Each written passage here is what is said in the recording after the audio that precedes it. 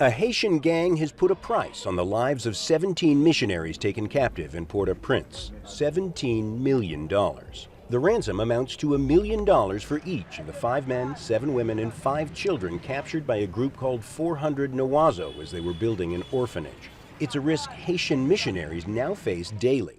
It is like living in a war zone. You don't know when you're going to get shot at. You don't know when you're going to get kidnapped.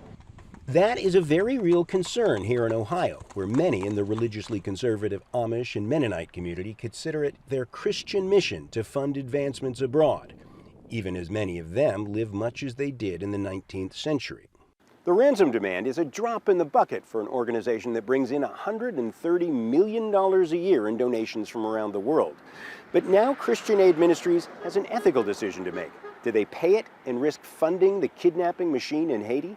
Or do they refuse and risk the lives of the missionaries they sent there? At the White House, President Joe Biden is getting updates on what is both a crisis for the missionaries' families and a criminal case. The FBI is a part of a coordinated U.S. government effort to get the U.S. citizens involved to safety. Armed gangs have stepped up their campaign of kidnapping, extortion, and sexual violence across large parts of Haiti. U.S. officials say they've been trying to help the government cope with the problem.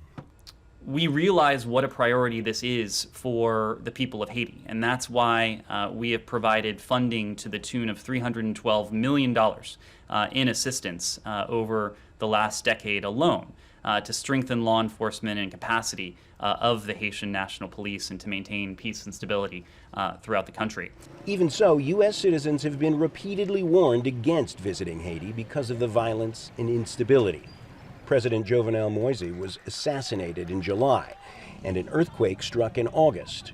U.S.-based Christian Aid Ministries is just one of dozens of religious groups doing work in Haiti.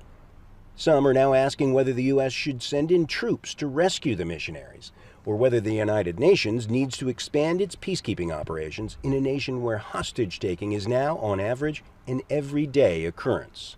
John Hendren, Al Jazeera, Millersburg, Ohio.